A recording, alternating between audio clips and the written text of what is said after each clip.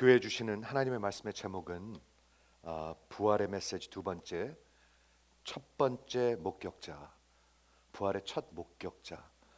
우리 그런 말 자주 하죠. 네가 봤어? 본 적 있어? 그런 말 자주 하죠. 뭘 말하면 우리가 믿지 못할 때 마치 그런 일이 어떻게 있을 수 있냐는 그런 질문을 본 적 있어? 이런 말 합니다. 그런데 부활의 목격자가 있습니다, 여러분. 한 명이 아닙니다. 한 명이 아니라 수백 명입니다. 그렇죠? 우리 지난 두 주 전에 제가 그 말씀을 전했는데, 오늘은 첫 번째 목격자, 눈으로 본 목격자를 eyewitness라고 하죠. eyewitness, 눈으로 직접 목격한 사람. 부활을 인류 역사에 가장 처음으로 눈으로 목격한 자의 증언과 사건을 한번 보도록 하겠습니다. 여러분, 이것은 역사적 사건이죠. 동화나 어떤 픽션, 그런 소설이 아닙니다, 여러분. 그거는 이미 에스타블리셨었습니다. 여러 방면으로 성경은 역사적 다큐멘터리입니다. 그렇죠? 그리고 여러 방면으로 성경은 인정되는 역사적 그런 다큐멘터리인데, 오늘 그 부활을 처음으로 목격한 그 증인의 스토리를 한번 들어보도록 하겠습니다. 여러분, 귀를 세우시고 한번 들어보시기 바랍니다. 우리 근대화 시대의 사람들은 이 부활을 불가하다고 얘기합니다. 근대화는 modernity, 사이언스와 논리와 이런 것을 따지는, 약 50년 전까지만 해도 우리가 그런 시대에 살고 있었어요. 부활은 불가하다. 왜냐하면 그것은 자연의 법칙과 어긋나기 때문에. It's against the natural law. 한마디로 말해서, 그렇죠? 한번 죽으면 그것이 끝이지 그 이상 그 이하는 없다. 이렇게 말하는 것이 그 modernity, 근대화 시대의 사람들의 생각입니다. 그런데 우리가 지금 살고 있는 이 postmodern, 지금 근대화가 지나서 postmodernity에 살고 있죠. 이 postmodernity의 사람들은 어떻게 얘기하냐면 그것은 나와 상관이 없다라고 얘기합니다. That's irrelevant. 나하고 아무 상관없다. 나와는 아무 상관없다. 왜? 그 부활은 내게는 사실이 아니기 때문에. 여러분, 사람들의 생각을 이해를 하시죠? 사람들은 자기 멋대로 생각합니다, 사실. 그렇지 않습니까, 여러분? 어떤 팩트나 어떤 현실을 진짜 인정하고 받아들이려고 그러지 않고 그냥 마음대로 생각할 때가 많습니다. 그런데 조시 맥다월이라는 기독교 변증학자, 유명한 분입니다. 미국에 있는 대학교 캠퍼스에서 가장 많이 이런 거에 대해서 선포한 그런 목사님인데요. 조시 맥다월. 그분은 이렇게 질문을 합니다. 왜 우리는, 아니 그 어느 누구도 기독교를 부인할 수 없는가? Why can we refute Christianity? 이런 것을 아주 당당하게 얘기를 하는데, 이유는 간단합니다. 그 이유가 뭐냐면 역사의 한 사건, 아무도 부정할 수 없는 역사적 사건이 있기 때문입니다. 그것은 부활입니다. 다름 아닌 예수 그리스도의 부활의 사건입니다. 아무도 부인할 수 없습니다. 그거는. 그렇죠? 부활의 역사적 사건의 증거는 압도적입니다, 여러분. 우리가 멍하니 믿는 것이 아닙니다. 이것에 대해서 2000년 동안 수많은 사람들이 이것을 부정하려고요, 얼마나 노력을 했는지 아십니까? 우리 얼마 전에 우리 교회에서 그 영화를 본 적이 있는데, Case for Christ라는 영화가 있습니다. 책도 있죠. 유명한 책입니다. 그 사람은 시카고 트리뷴의 그 저널리스트로서 브라운 대학교 법대를 나왔습니다. 그 정도면 꽤 똑똑하죠. 그 사람이 그러니까 리포터로서 뭐를 증명하려고 그랬냐면 이 부활은 완전히 허황된 것이다, 믿을 수 없는 것이다 하고 6개월을 쫓아다녔습니다. 6개월을. 가장 유명한 고고학자, 가장 유명한 그런 archaeologist, 그러니까 그리고 scientist, psychologist 다 찾아다니고 마지막 내린 결론이 뭔지 아십니까? 믿을래도 믿음이 필요하고 믿지 않을래도 믿음이 필요하다. 여러분은 어느 것을 택하시겠습니까? 그분이 내린 결론이고요. 그분은 믿기로 결정을 했습니다. 왜냐하면 충분한 자료가 있는데 결국에는 conclusive한 그런 것은 내 믿음에 달려 있습니다. 여러분 안 믿을래도요. 믿음이 필요합니다. 뭐가 필요한지 아십니까? 이 온 세상이 그냥 아무 생명 없는 거에서 모든 생명이 나왔다는 그런 거짓을 믿으셔야 합니다. 그게 가능하십니까, 여러분? 그렇죠? 이 부활의 역사적 사건의 증거는 압도적입니다. 역사적 사건, 사실, fact. 예수가 몸으로 죽으셨다 다시 사셨다는 증거는 분명히 overwhelming한 그런 역사적 사건입니다. 조슈아 맥다울 목사님이 1992년에 쓴 유명한 글이 있습니다. 한번 읽어보시면 좋겠습니다. 이거 정말 읽어보시면 좋겠습니다. 그렇게 길지도 않습니다. 구글하면 금세 나옵니다. The Evidence for the Resurrection. 수백만 읽었습니다. 이거를요. 그분이 약 700여 시간을 이 부활의 사건을 살펴봤다고 합니다. 700여 시간. 여러분 한번 상상을 해보세요. 700여 시간을 요거 하나만 살펴봤는데 나는 이런 결론에 이르게 되었습니다. 그분의 결론입니다. 예수 부활의 사건은 둘 중에 하나입니다. 하나는 역사 가운데 인간의 마음을 속이기 위해 짜여진 가장 악하고 지독하고 무정한 그런 조작. 여러분 수십억을 속였다고 생각해 보십시오. 수십억을 사기쳤다고 생각해 보십시오. 부활이 있지도 않은데 부활이 있다고 그렇게 외쳐가지고 수십억을 지난 2000년 동안 사기쳤다고 생각해 보십시오. 이거보다 더 악하고 지독하고 무정한 그런 조작이 없을 것입니다. 역사 가운데 가장 악한 조작이든지 아니면 역사 가운데 가장 큰 사실입니다. 여러분들은 어떻게 생각하십니까? 여러분들의 신앙의 가장 파운데이션에 이 부활이 있어야 합니다. 왜 그러냐 하면 사도행전 17장에 바울이 아테네에 가서 설교를 하죠. 이 설교는 정말 대단한 설교입니다. 그 당시에 아테네는 그때 그 그레코-로만 월드에 가장 뛰어난 사람들이 모여 있는 그런 철학자들과 학자들이 모여 있는 곳에 가서 사도 바울이 담대하게 외치고 있습니다. 한번 읽어보십시오. 그런 눈으로 이렇게 적고 있습니다. 30절에 너희가 알지 못하던 그때에는 하나님께서 간과하셨지만 하나님께서 참아주셨다 그거예요. 그러나 이제 내가 모든 사람에게 명하노니 너희가 회개하라. 이렇게 담대하게 외치는 것입니다. 기독교 복음은 이렇게 외치는 것입니다. 여러분 인류의 모든 사람이 다 하나님 앞에 회개하셔야 합니다. 한국 사람이든 미국 사람이든 아프리카 사람이든 교회를 50년을 다녔든 오늘서부터 다녔든 여러분 회개하셔야 합니다.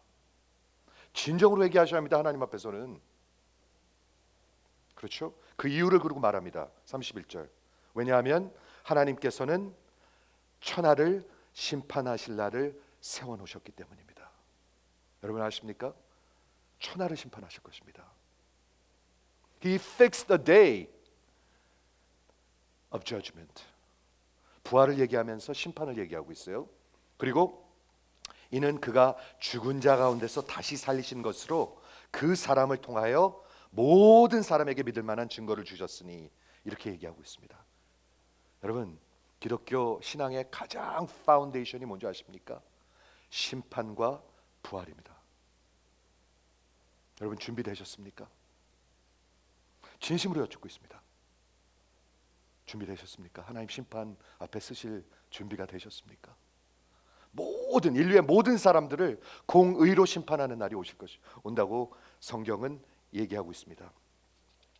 만일 이게 거짓이라면 이거보다 더 큰 조작은 없습니다. 여러분 마음대로 사셔도 됩니다. 교회 뭐하러 다니십니까? 교회 뭐하러 오십니까? 그러면 그렇죠? 이게 만약에 조작이라면 교회 나올 필요도 없습니다. 하지만 이게 사실이라면 여러분 우리 온전히 하나님 앞에 회개하셔야 합니다. 한번 아멘 해보시겠어요? C.S. 루이스라는 20세기의 가장 진짜 유명한 변증학자죠. 그분도 똑같은 논리를 펼칩니다. 만일 기독교 부활이 없으면 여러분들 안 믿어도 별로 달라지는 거 없습니다. 가만히 생각해 보세요. 아무런 거 달라지는 거 없습니다. 안 믿어도. 부활이 거짓이라면. 그런데 만약에 부활이 사실이고 심판이 사실이라면 여러분의 인생은 지금 매우 위험한 곳에 있습니다. 듣고 계십니까? 네. 사도행전 17장의 메시지와 그 톤과 심각성과 그 광대함을 한번 고려해 보십시오. 하나님이 그 심판의 날을 이미 픽스해 놓으셨습니다. 2025년 1월 1일 였다면 여러분 시간이 별로 없습니다. 하나님이 이미 날짜를 정해 놓으셨습니다. 얼마 전에 우리 하나님의 속성에 대해서 공부할 때 우리 이런 것을 나눈 적이 있습니다. 하나님은 불변하시는 분이십니다. Immutable, unchanging. 근데 그 중에 하나가 뭐였냐면 하나님의 말씀과 약속과 심판은 불편합니다. 심판의 날은 반드시 옵니다, 여러분. 지금 눈을 왔다 갔다 하지 마시고 저에게 좀 픽스해 주십시오. 심판의 날은 반드시 옵니다. 그렇죠? 이 부활하신 그 예수가 심판하신다고 성경은 선포하고 있습니다. 그렇죠? 즉 다시 말해서 부활이 사실이 아니라면 가장 큰 악독한 지독한 조작이고 사기고 여러분은 아무것도 여기 교회 나올 필요가 전혀 없어요. 그냥 집에 가서 편안한 의자에 앉아서 풋볼이나 보시고 맛있는 거 드세요. 먹고 마시고 그냥 즐기세요. 하지만 이게 사실이라면 그 어디 있든지 그 누구도 이것을 부인할 수는 없게 될 것입니다. 잘 들으시기 바랍니다, 여러분. 자, 오늘 이걸 인트로덕션으로 해서 오늘 본문을 보도록 하겠는데요. 성경이 진짜 부인할 수 없는 역사적 그런 사건이라는 증거 중에 하나가 뭐냐 하면 세심한 디테일들입니다. 제가 계속 얘기하고 있습니다. 여러분, 세마포가 뭐 어떻게 누워 있었는지 어떻게 접혀 있었는지 이런 게 뭐가 그렇게 중요합니까? 그렇죠? 그 돌무덤의 그 문이 4,000파운드인지 그게 뭐가 그렇게 중요합니까? 근데 성경의 그 역사적 그 확신에 대한 그런 에비던스 중에 하나는 세심한 디테일들입니다. 세심한 디테일들. 다리가 부러지지 아니하였더라. 그렇죠? 옷을 나누고 그것을 제비 뽑았더라. 여러분 이거 계속 말씀드리고 있습니다. 우리 한번 보도록 하겠습니다. 제가 구글에서 찾을 수 있는 가장 괜찮은 사진을 찾았는데 세마포가 접혀져 있어요. 저거 잘못된 거예요. 성경적인 게 아니에요. 그렇죠? 그대로 있어야 되는데 이렇게 까다로운 사람들이 있어요. 네. 자, 보도록 하겠습니다. 이에 두 제자가 자기 집으로 돌아가니라. 2주 전에 베드로하고 요한이 그 빈 무덤으로 달려왔죠. 그래가지고 뭐를 봤습니까? 정말 부활의 압도적인 증거를 확인하고 갔습니다. 그렇죠? 빈 무덤을 보았고요. 로마 정부가 붙여놓은 그 로마 도장이 있었습니다. 감히 누구도 건들 수 없는 그 로맨 실, 그것이 완전히 다 깨지고 그 무덤이 활짝 열려 있는 것을 보았습니다. 그 빈 무덤을 지키고 있던 군인들이 다 사라진 것을 보았습니다. 그리고 그 돌 무덤, 이 문이 있잖아요. 이 문이 저 동그랗게 된 거 부자들만 들어갈 수 있는 그런 무덤이었다고 말씀드렸죠. 아리마대 요셉의 무덤이었는데 저게 약 4,000파운드쯤 된다고 그래요. 2톤, 2,000kg쯤 된다고 그래요. 그래서 옮길 수가 없어요. 근데 저게 활짝 열려 있어요. 그렇죠? 그런데 예수님의 그 시신을 쌌던 그 세마포, 그 세마포가 지난주 성경에 나온 그런 에비던스인데 그 세마포가 옷을 이렇게 여러분 한번 생각을 해보십시오. 이렇게 둘둘둘둘둘 말아가지고 거기다가 모략하고 침향으로 myrrh and aloe 썩은 냄새가 나지 않게 하는 것을 이렇게 막 뿌려요. 그리고 그 aloe로 엘로 아시죠? 손에 바르는 거 엘로를 이렇게 해가지고 거미한 메터리얼이 돼가지고 약 100파운드로 그걸 꽉 이렇게 묶어 놓는 거예요. 한번 상상을 해보세요. 그런데 가봤는데 예수님이 누워있던 그 자리에 예수님은 없어지고 그 세마포가 누워있던 그대로 누워있는 거예요. 그림이 그려지십니까? 마치 누에 고치가 커쿤이라고 그러죠. 나비가 되기 전에 그 싸고 있던 그 고치가 그대로 있는 것처럼 예수님의 세마포가 그대로 있는 거예요. 이런 디테일이 왜 적혀 있죠, 성경에?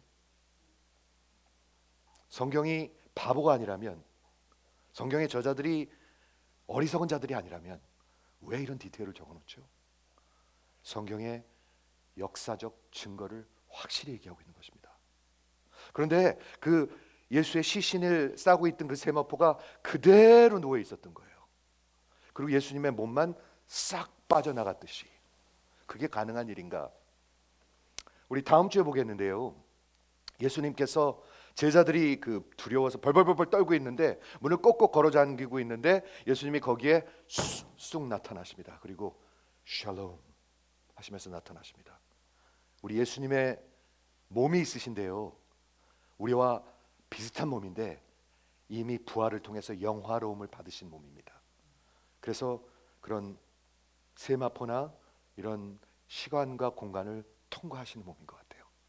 그런데 동시에 또 먹기도 하시고 걷기도 하시고 만질 수도 있고 못자국도 있고 창자국도 있고 그리고 그런 몸을 갖고 계시는 분이에요.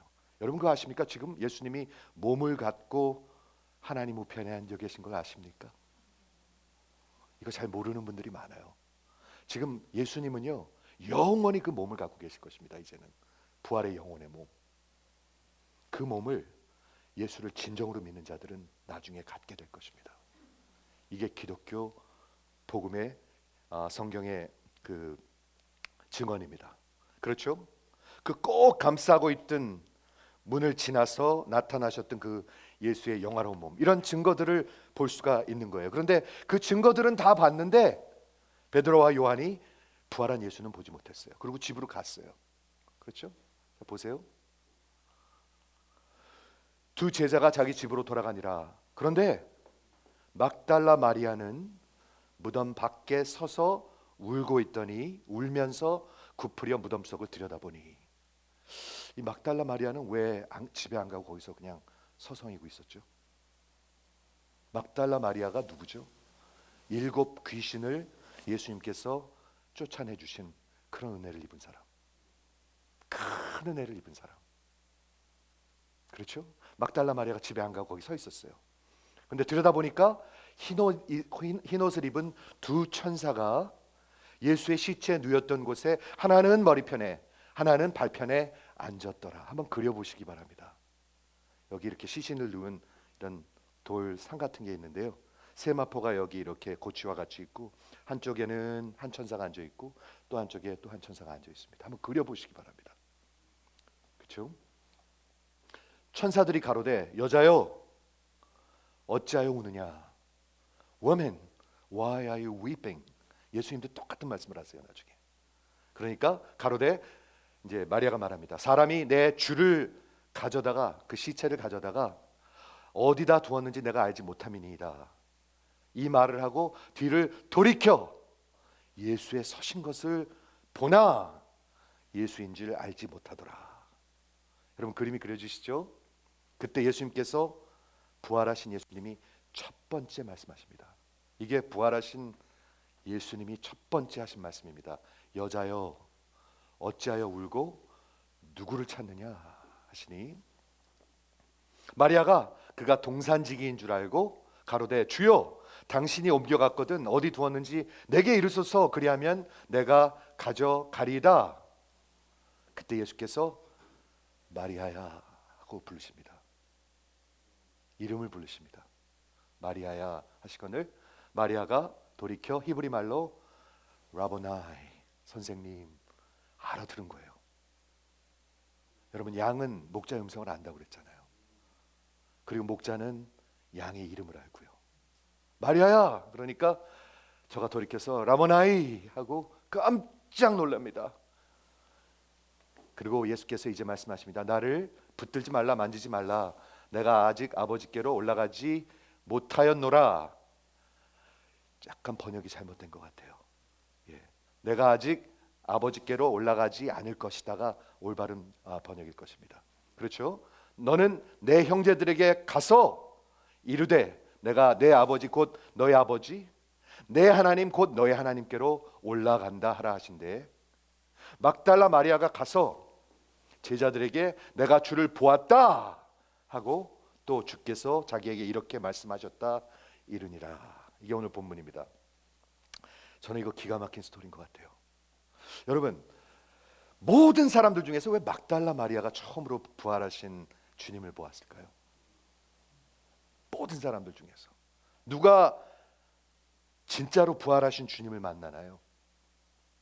왜 베드로도 아니었고 왜 요한도 아니었을까요? 그렇죠? 여기 참 놀라운 그런 거를 우리가 볼 수 있는데 왜 막달라 마리아는 그곳에 남아 있었을까? 여러분 한번 생각해 보신 적 있습니까? 믿음 때문이었나요? 예수님이 혹시 부활하셨나? 아니었습니다. 아니었습니다. 전혀 믿음 아니었습니다. 소망 때문이었나요? 혹시 예수님이 살아나지 않으실까? 그런 것을 느낄 수가 없습니다. 이 본문에서. 그러면 뭐였나요? 믿음도 아니었고 소망도 아니었고 예수를 향한 사랑이었습니다. 예수님을 사랑했습니다. 이 사람.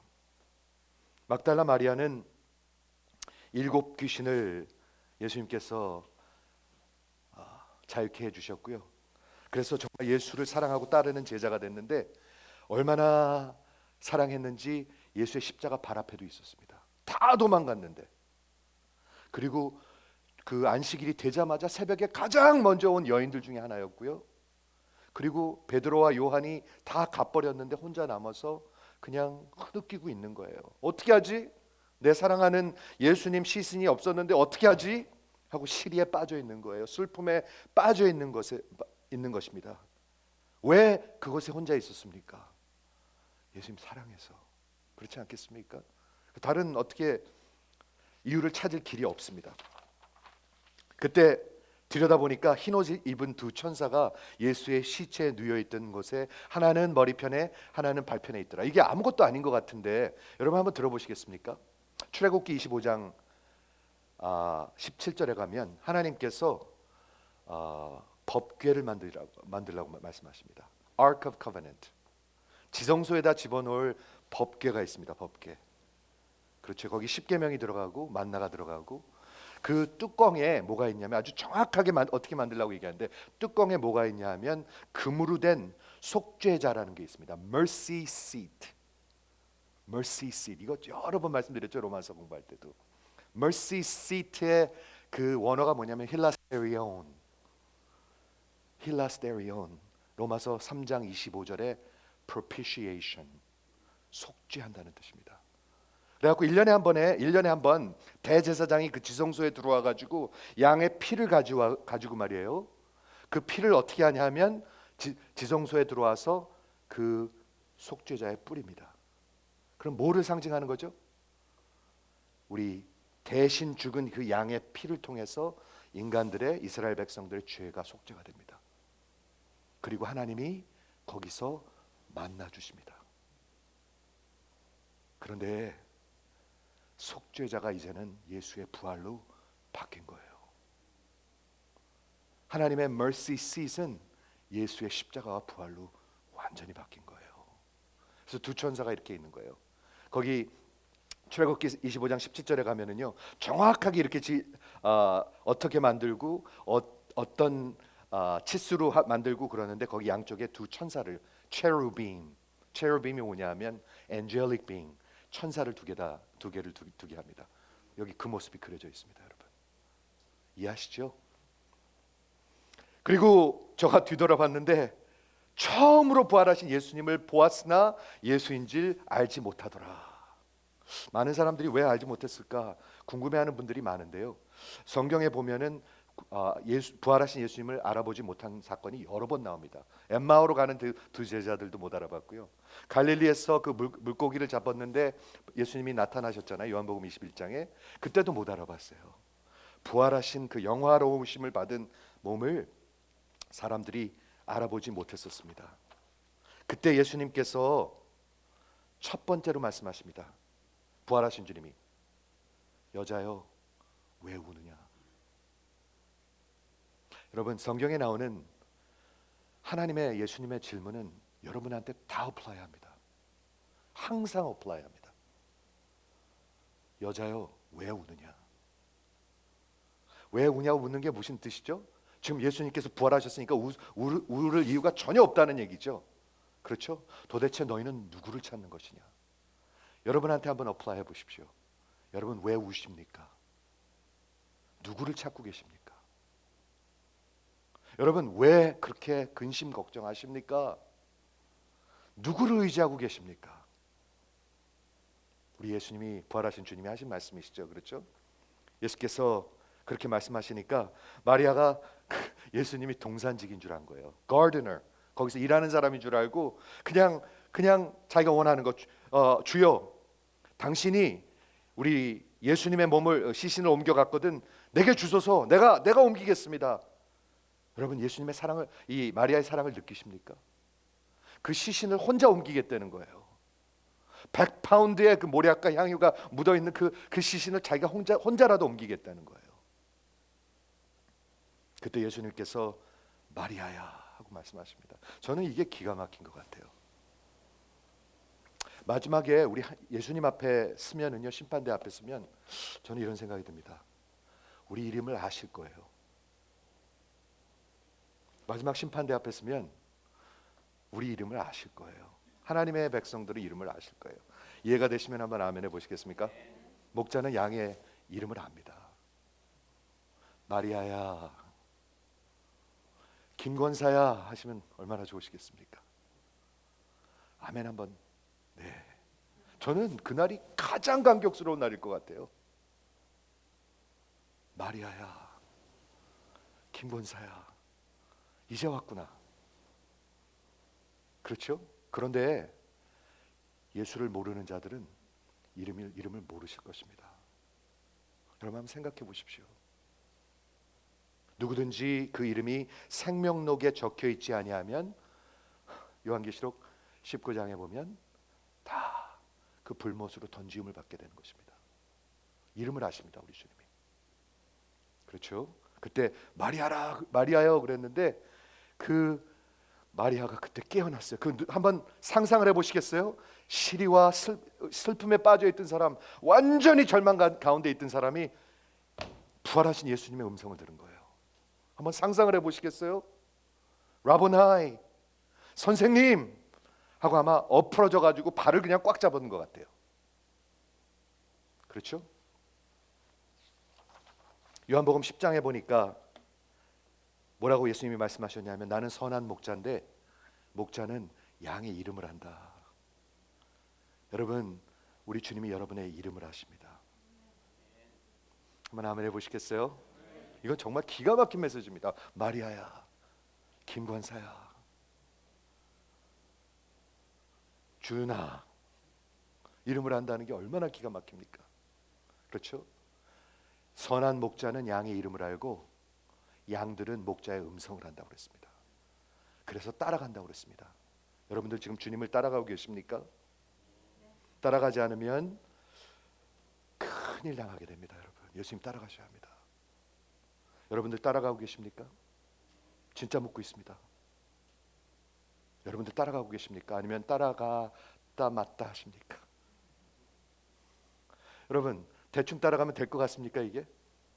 저 좀 한번 보십시오. 절대로 되지 않습니다. 대충 따라가서 생명으로 따라가셔야 합니다. 지금은 마지막 때입니다. 여러분 여러분의 인생의 마지막 때일 수도 있고요. 생명으로 따라가셔야 합니다. 건성으로 따라가시면 안 됩니다. 많은 사람들이 마지막에 큰 낭패를 당하게 될 것입니다. 성경에도 기록되어 있습니다. 그게. 그렇죠? 여기에 부활하신 영광스러운 몸으로 부활하신 예수와 인간의 첫 만남이 있습니다. 첫 만남. 와. 그런데 그게 예수의 제자들도 아니었었습니다. 그렇죠. 베드로도 아니었고 요한도 아니었었습니다. 그때 당시에 그 7 귀신 그냥 그렇게 천대받던 여자 한 분, 그분을 우리 주님이 제일 먼저 만나 주셨는데요. 예수께서 그 마리아에게 명령을 하십니다. 한번 들어보십시오. 왜 만나 주시는가? 왜 은혜를 주시는가? 그렇죠? 예수께서 마리아야 하시거늘 마리아가 돌이켜 히브리 말로 라보니어 하니 이는 선생님이라. 그때 예수님이 이제 명령하십니다. 나를 붙들지 말라, 나를 만지지 말라, 내가 아직 아버지께로 올라가지 못하였노라. 이게 굉장히 많이 이슈가 되는 그런 성경인데, 왜냐하면 예수님이 죽으신 다음에 어디 계셨는가, 아버지께로 가셨는가, 아니면 갔다 오셨는가, 아직 못 가셨는가, 뭐 이런 거 가지고 굉장히 많이 지난 2000년 동안 논쟁이 됐는데요. 제가 스터디한 결과는 그렇게 복잡한 얘기가 아닌 것 같아요. 예수님이 아직 승천하지 않으셨으니까 내 몸을 붙들지 말고 가서 전하라, 이렇게 말씀하시는 거예요. 지금 이걸 붙들고 있으니까, 다리를. 그렇죠? 예수께서 나를 붙들지 말고, 난 아직 아버지께로 가지 않았으니까 아직 40일 동안 더 있을 거니까 너는 내 형제들에게 가서 전하라. 여러분 들리십니까? 이게 부활의 목적입니다. 너희는 나를 붙들고 있지 말고 가서 전하되, 내가 내 아버지 곧 너희 아버지, 내가 내 하나님 곧 너희 하나님께로 올라간다 하라 하신대. 여기 기가 막힌 메시지가 있습니다. 우리 다음 주일이 아버지 주일이죠. 우리 아버지들 위해서 기도해야 될 것 같아요. 아버지가 예수를 진정으로 붙들지 않으면 그 가정은 이미 디스펑셔널. 왜냐하면 하나님께서 아버지들을 리더로 세워주신 거잖아요. 리더. 근데 리더가 쓰러져 있으면 그 자체가 이미 디스펑셔널 하잖아요. 우리 아버지들 위해서 기도했으면 좋겠습니다. 저는 세월이 가면 갈수록 아버지들이 많이 불쌍해요. 지난주에도 제가 얘기했는데, 아버지 너무 구박하지 마세요. 한번 아멘 해보시겠습니까? 아버지들 너무 구박받는 것 같아. 나이가 들면 들수록 집에서 구박받는 게 아버지들이에요. 거기서 이거 신세 타령하는 것 같아서 그런 얘기가 아니고, 아버지들은 나름대로 책임감 때문에 최선을 다하잖아요. 그렇죠? 꿈도 있었어요. 한때는 젊음도 있었어요. 근데 세월이 가면서 그 꿈이 다 이루어진 사람도 있지만 거의 다는 이루어지지 않아요. 그리고 그 젊음도 서서히 지나가게 돼요. 그러면서 그 세상에서 오는 그런 압박감과 그런 어려움 같은 것들이 점점 힘들어져요.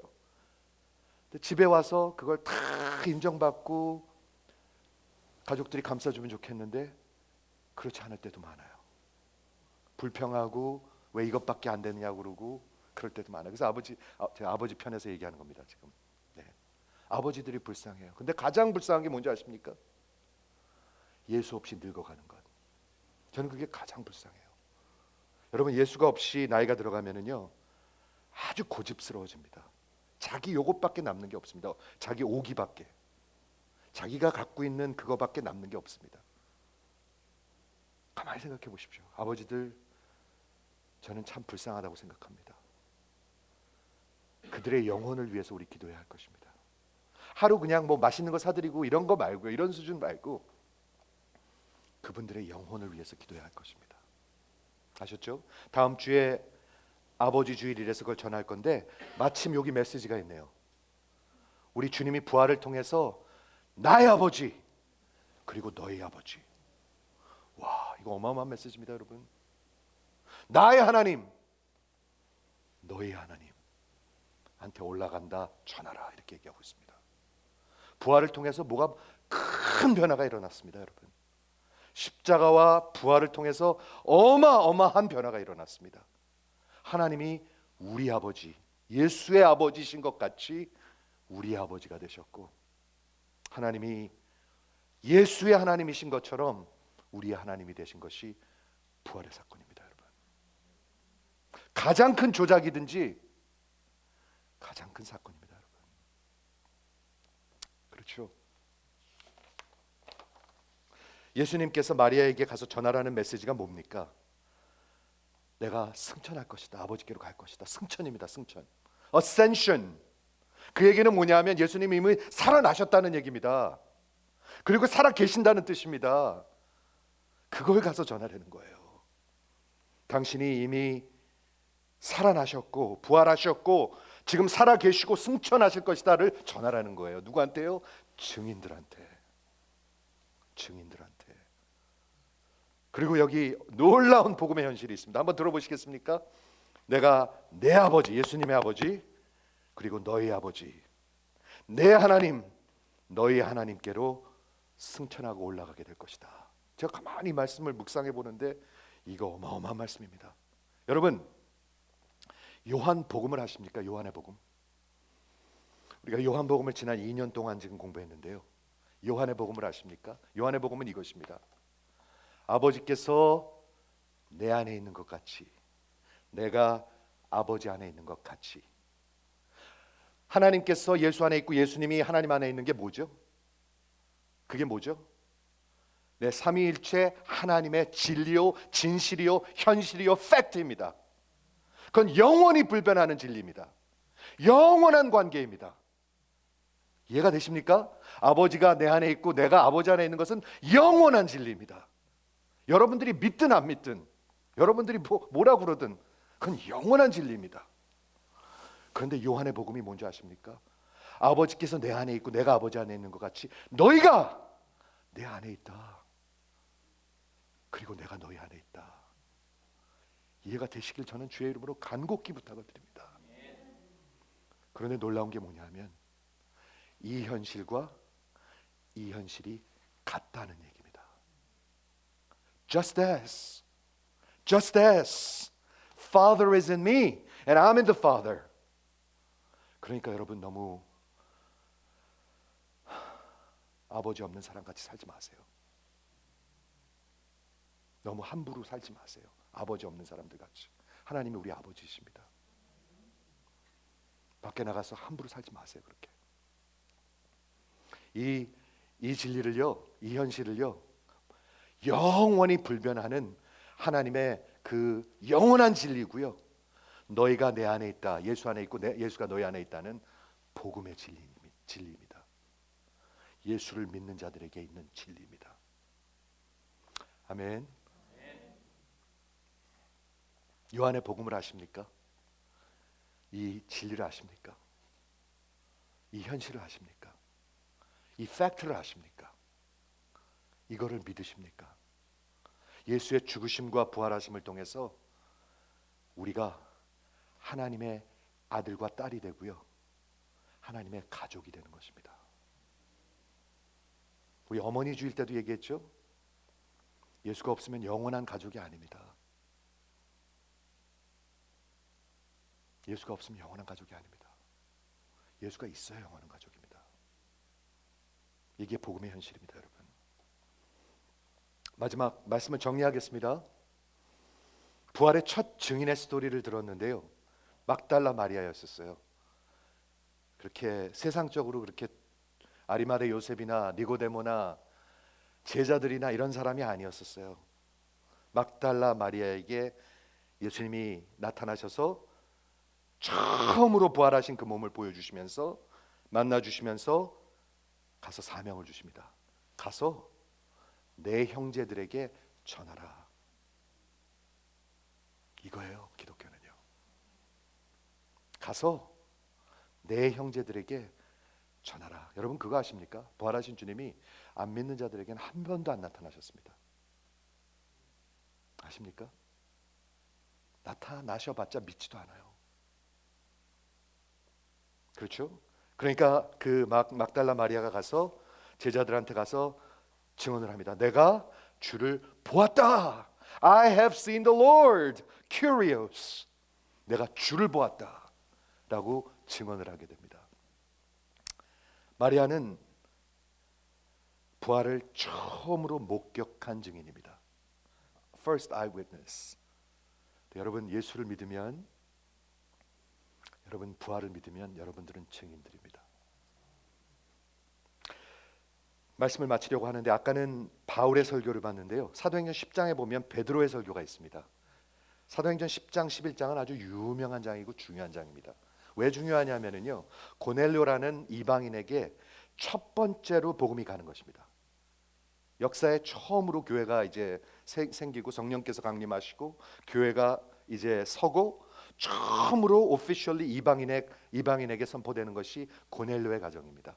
기억하시죠? 베드로가 꿈에 막 그 도마뱀이랑 뭐 이상한 것들이 막 내려오는 걸 봤잖아요. 그래서 하나님께서 잡아 먹으라 그러니까 나 그런 거 안 먹습니다. 그런 거 먹으면 안 됩니다. 그러니까 하나님이 먹으라고 그랬어요. 이방인들에게도 복음을 전하라고 그랬어요. 그래서 베드로가 그 이제 고넬료의 가정에 와서 설교를 하는 것입니다. 한번 들어보십시오. 설교의 내용은 예수의 십자가와 부활입니다. 한번 들어보십시오. 하나님이 사흘 만에 그 예수를 다시 살리사 나타내시되, 다시 살리시고 나타내셨는데 누구한테 나타내셨냐 하면 모든 백성에게 하신 것이 아니요 오직 미리 택하신 증인들에게, 곧 죽은 자와 가운데서 일어난 후 모시고 음식을 먹은 우리에게 하신 것이라. 여러분 들으셨습니까? 그 이유가 뭔가요? 42절에 보니까 그 이유는 우리를 명령하사 백성에게 가서 선포하되 하나님이 산자와 죽은 자의 심판관으로 그 정하신 자가 곧 이 사람인 것을 증거하게 하려 함이라. 부활과 심판은 같이 갑니다. 같이 갑니다, 여러분. 그리고 마지막 43절, 저에 대하여 그 예수에 대하여 모든 선지자들로 증거하되, 모든 선지자가 뭐죠? 성경 전체입니다. 성경 전체가 예수를 증거하고 있습니다. 저를 믿는 사람들이 다 그 이름을 힘입어 죄 사함을 받는다 하였느니라. 이것만 설명하고 마칠게요, 여러분. 저는 이게 기독교의 전부라고 생각합니다. 한번 들어보세요. 예수의 역사적 부활의 사건을 다 보여주시는 게 아닙니다. 그렇죠? 그리고 누구에게 보여주시냐면 모든 백성에게 보여주시는 것이 아니라 내가 택한, 미리 택한, 오직 택한 부활의 증인들에게 보여주십니다. 여러분 부활을 믿으십니까? 택하신 분들만 믿게 되어 있습니다. 그렇죠? 오직 당신이 미리 택하신 그 증인들에게 믿게 하시는데 왜 그렇게 하십니까? 42절에 설명이 되어 있습니다. 우리에게 명령하십니다. 뭘 명령하세요? 가서 선포하라. 무엇을 선포해요? 부활하신 그 영원한 하나님 예수가 산자와 죽은 자를 심판하실 것이다. 저 좀 한번 보세요.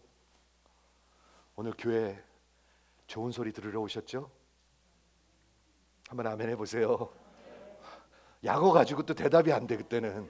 그렇죠? 좋은 소리 들으러 오셨어요, 여러분. 하나님이 심판하십니다. 심판하십니다, 여러분. 누가 심판하세요?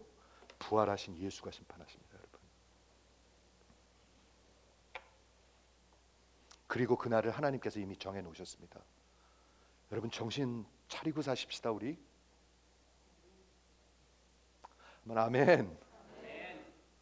아멘이 나오셔야죠. 아멘. 그렇죠? 이거 매우 불편한 메시지예요. 매우 불편한 메시지. 그렇죠? 맞죠? 매우 불편하고 괴로운 소식이에요. 저는 그렇게 되기를 주의 이름으로 부탁을 드립니다. 간절히 기도합니다. 이거 해결되지 않고 여러분 룰루랄랄라 하고 사시면 안 됩니다. 매우 불편한 말입니다. 우리 하나님께서 심판하십니다, 여러분. 그런데 여기 복음이 있습니다. 43절에 잘 들으십시오. 복음입니다. 모든 선지자가 증거하되, 즉 성경 전체가 증거하되 누구든지 저를 믿는 자는 다 그의 이름을 힘입어 죄 사함을 받게 될 것이다. 이게 복음 아닙니까, 여러분? 심판이 있어야 예수를 믿습니다, 여러분. 여러분 심판 없으면 무엇으로부터 하나님께서 구원하셨습니까, 여러분을? 심판이 없다면 여러분들이 하나님한테 무릎을 꿇으시겠습니까? 안 꿇어요. 안 꿇어요. 내가 하나님이죠. 내가 왕이죠. 나 여기서 잘 사는 거 위해서 믿으려고 그러는 거죠. 다 잘못 믿는 것이죠. 그거는 오직 저를 믿는 자는 그의 이름을 힘입어, 즉 예수의 십자가와 나를 위해서 대신 죽으신 그 속죄함과 그 부활을, 즉 그분은 지금 살아계시고 다시 오실 것이고 심판하는 것을 믿어야 저와 여러분이 그분 앞에 무릎을 꿇게 되는 거예요. 안 꿇어요. 안 그러면은요 다 가짜들로 믿어요. 그 예수를 믿으면, 그리고 그 아무 조건 없이 그 예수 앞에 무릎을 꿇으시면 여러분들이 속죄함을 받고 예수가 우리의 주인이 되시며 우리의 구원자가 되실 것입니다. 그리하여야 영원히 살게 될 것입니다. 대충? 그럼 여러분들의 생각이에요. 대충 없어요. 대충 안 돼요. 그분 앞에 무릎을 꿇으셔야 돼요. 이해가 되십니까? 좋은 소리 들으러 오셨죠? 오늘 좋은 소리 전합니다. 제가 그 예수 앞에 무릎을 꿇으셔야 합니다. 여러분, 부활은 우리에게 회개를 디맨드합니다. Resurrection demands repentance. 사도행전 17장에도 그렇게 적혀 있고 사도행전 10장에도 그렇게 적혀 있고 바울도 그렇게 외쳤고 베드로도 그렇게 외쳤고 예수님도 그렇게 외쳤습니다. 여러분, 다른 생각하지 마십시오. 이 부활하신 주님 앞에 온전히 무릎 꿇으시는 여러분 되시기를 주의 이름으로 축원을 드립니다. 기도하겠습니다.